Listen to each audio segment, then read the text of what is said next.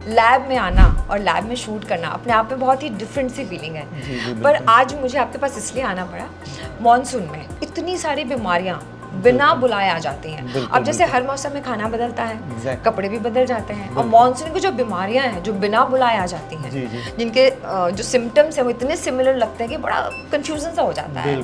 तो हमें क्या प्रिकॉशंस लेने चाहिए, कौन कौन से टेस्ट होने चाहिए कि बिना डॉक्टर के भी अगर लैब हमारी मदद करे तो कौन से ऐसे टेस्ट हैं जो करवा लेने चाहिए? बिल्कुल बिल्कुल, आपने सही कहा। जैसे हम बरसात की जब बात करते हैं, मानसून की बात करते हैं, तो मौसम तो बहुत सुहावना हो जाता है, पर अपने साथ बहुत सारी बीमारियां भी लेकर आता है। और जैसा आपने बताया कि अभी आज हम लेबोरेटरी में हैं, लैब में हैं, और लैब का काम है हमेशा प्रिवेंशन, बीमारी होने से पहले आपको अवेयर करना, बताना आपके लिए क्या राइट टेस्ट है, ताकि सही समय पे सही डायग्नोस बन जाए और सही समय पे ट्रीटमेंट शुरू हो जाए। जैसे कोविड के दौरान भी हमने देखा, आपने भी कोविड का जिक्र किया कि कोविड के दौरान भी जो सबसे फर्स्ट स्टेप था बीमारी को, पेंडेमिक को रोकने का, वो था प्रिवेंशन, डिटेक्शन।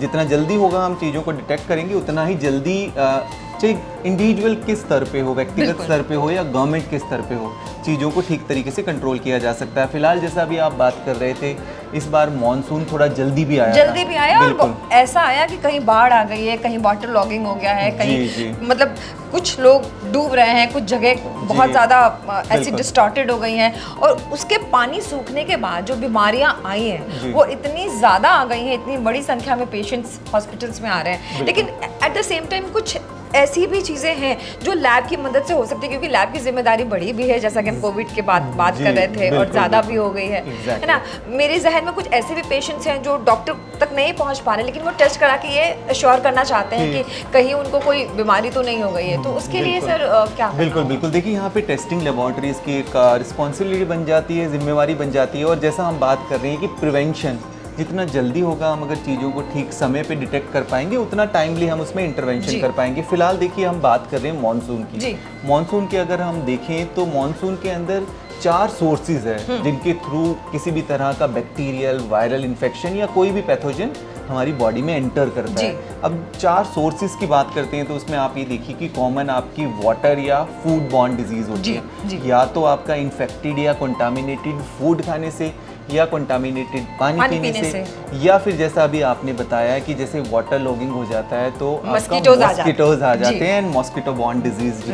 बट जो मॉस्किटो बॉर्न डिजीज है वो कई बार काफ़ी ज़्यादा फैटल हो जाती है। तो इसको लेकर डेफिनेटली हम लोगों को कंसर्न रहना ज़रूरी है। और फिलहाल जैसा अभी हम स्पेशली दिल्ली एनसीआर में भी देख रहे हैं, वाटर लॉगिंग वाली समस्या काफ़ी ज़्यादा रही हुई है। और इस बार भी, और वैसे भी हमेशा इस मौसम में हम देखते हैं जुलाई से लेके और नवंबर तक मॉस्किटो बॉर्न डिजीज काफी बढ़ जाती है, जिसमें कॉमन है आपका डेंगू, मलेरिया और चिकनगुनिया। और सर डेंगू में तो ये भी होता है कि मल्टी ऑर्गन फेलियर हो गया ना, बहुत प्लेटलेट्स कम होने की जो समस्या है वो इतनी ज़्यादा बढ़ जाती है कि बहुत सारी और बीमारियां हो जाती हैं। बिल्कुल देखिए, यहीं पर रोल आ जाता है राइट डायग्नोसिस का, क्योंकि बीमारियों का कॉम्प्लिकेशन तभी होता है जब हम उसको सही समय पे डायग्नोस ना कर पाए। पर अब इसमें एक चीज़ और यहाँ पे सबको समझने की ज़रूरत है कि अगर आपको एक बार डेंगू हुआ है, सेम सीजन में आपको दोबारा हो सकता है, पर अगर आपको दोबारा होता है तो वो पहले से ज्यादा फैटल होता है, ज्यादा खतरनाक होगा, क्योंकि आपकी इम्यूनिटी इतनी लो है कि वो जल्दी से वायरस को कैच कर रही है। तो क्योंकि वो आपको किसी दूसरे वाले स्ट्रेन से होगा ना।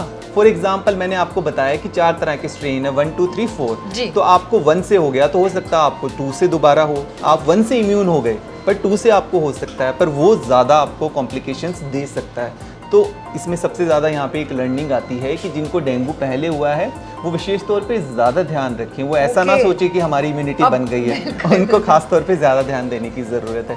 तो ये डेंगू को लेके कुछ हमारी जानकारी हो गई। इस तरह के टेस्ट होते हैं। डेंगू के अंदर एक रैपिड टेस्ट भी होता है, तो कई बार रैपिड टेस्ट में भी फॉल्स नेगेटिव आ जाता है। तो आप प्रिफर करें, जिस भी लेबोरेटरी में आप टेस्ट करा रहे हैं तो उसमें एक एलाइजा मेथड से टेस्ट होता है डेंगू के लिए, तो एलाइजा को ही प्रिफर करें आप। एलाइजा टेस्ट जो है वो ज़्यादा एक्यूरेट माना जाता है। तो आप बात कर सकते हैं कि डेंगू के लिए मुझे एलाइजा मेथड से NS1 एंटीजन टेस्ट करवाना। मतलब आप ये कहना चाहते हैं कि डॉक्टर्स के साथ साथ हमारा लैब भी उतना ही इम्पोर्टेंट है। किसी भी लैब से टेस्ट करा के आपको सेटिस्फाइड नहीं होना है, राइट? बिल्कुल, आपने कुछ भी रिजल्ट देख के सेटिस्फाई नहीं होना। राइट तरीका तो यही है कि आप डॉक्टर के पास जाके कंसल्ट करके अपने सिम्टम्स बताएं, पर फिर भी आपको ऐसा लगता है कि नहीं, मुझे एक बार अश्योर टेस्ट होना कराना है, सेल्फ टेस्ट कराना, तो उसके लिए राइट टेस्ट राइट टाइम पे होना ज़रूरी है। तो डेंगू का आपको डे 1 या 2 के अंदर आप टेस्ट करा लें। तो ये बात हो गई डेंगू की, और ये हमने जैसे मॉस्किटो बॉर्न डिजीज़ की बात की।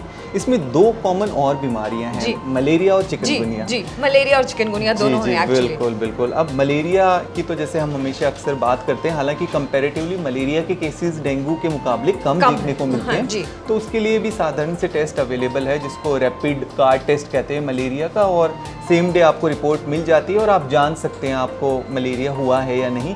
पर इन सब टेस्ट में कई बार एक ये प्रॉब्लम रहती है कि अगर आपका नेगेटिव आ गया तो आप ये ना समझें कि मेरे को नहीं है, नहीं कई बार उसको दोबारा भी कराने की आवश्यकता पड़ सकती है। ऐसे बहुत सारे केसेस होते हैं, फिर वो नेग्लिजेंस की वजह से बहुत बिल्कुल वर्स्ट हो जाते हैं। तो आप मलेरिया के लिए रैपिड कार्ड टेस्ट करा सकते हैं। और इसके अलावा चिकनगुनिया की जैसे बात करते हैं, जिसमें बहुत ज़्यादा जॉइंट पेन पेशेंट्स को, एक बार कुछ साल पहले तो चिकनगुनिया के काफ़ी ज़्यादा केसेस देखने को मिले थे। तो आप चिकनगुनिया के लिए भी टेस्ट करा सकते हैं, पर उसके लिए कंफर्मेटरी टेस्ट PCR के मेथड से ही होता है। तो ये ज़रूरी है हमें जानना कि क्या राइट टेस्ट है, क्योंकि कई बार कुछ भी टेस्ट करा के हम अपने आप को सेटिस्फाई कर लें या एक खुश हो जाते हैं तो वो थोड़ा कई बार चीज़ें हैं कि उसमें बाद में कॉम्प्लिकेशंस होने के चांस बने रहते हैं। अब टाइफाइड में भी चैलेंज क्या रहता है, कई बार लोग कुछ टेस्ट होते हैं जिनमें कई बार ठीक तरह के रिजल्ट नहीं आते हैं, जिसमें हम टाइफिडॉट की बात करें या विडाल टेस्ट की बात करें। कई बार इसमें विडाल के अंदर अगर पॉजिटिव भी आ गया, हो सकता है आपको टाइफाइड ना हो। विडाल में नेगेटिव आ गया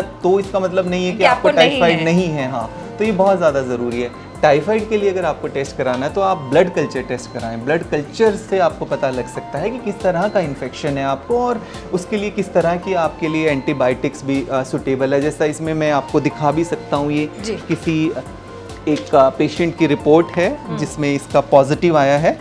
तो इस तरह की रिपोर्ट होती है, इसमें ये पता लग जाता है कि किस तरह के वायरस से आप संक्रमित हुए हैं और उस वायरस के लिए किस तरह की एंटीबायोटिक आपके लिए सूटेबल रहेगी। तो बहुत ज़्यादा ज़रूरी है कि कई बार आप ब्लाइंडली कोई भी एंटीबायोटिक्स खा रहे हैं, पर अगर आप कल्चर टेस्ट करा लेंगे तो आप सही ट्रीटमेंट सही समय पे शुरू कर सकते हैं। बाकी आप वाटरबॉर्न डिजीज़ से बचने के लिए जैसा कि आपको बिल्कुल पानी का और उसका ध्यान रखना, और स्पेसिफिकली अभी दिल्ली में भी बात करें हम, जहाँ जहाँ इस तरह की वाटर लॉगिंग हुई है, तो अगर वो RO का पानी नहीं पी रहे हैं तो पानी को बॉयल करके फिर ठंडा करके फिर आप पानी को पीजिए, क्योंकि उससे भी काफ़ी बीमारियां होने की संभावना रहती है। और इसके अलावा जैसा एक बताया कि एयरबॉर्न भी, क्योंकि ये एक राइट टाइम है किसी भी तरह की बैक्टीरिया एंड वायरस को पनपने के लिए, क्योंकि मौसम में मॉइस्चर होता है तो बहुत सारी बीमारियां, ह्यूमिडिटी की वजह से, हीट की वजह से, तो ये वायरस इस वजह से बीमारियां काफ़ी ज़्यादा बढ़ जाती है।